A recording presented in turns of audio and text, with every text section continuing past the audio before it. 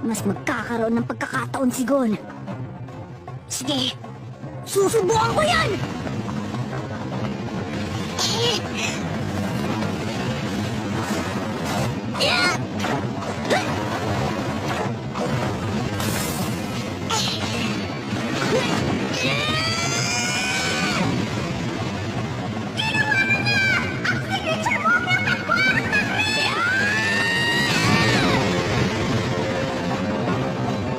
Dinurog niya yung semento para magkaroon siya ng camouflage.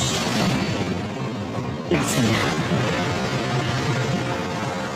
Gon!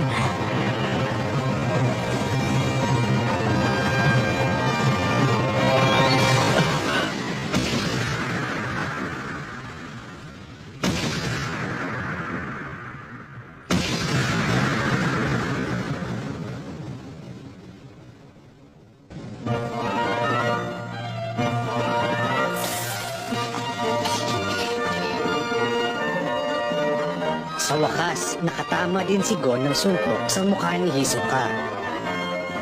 May pag-asa kayang manalo si Gon sa kanya? Critical hit!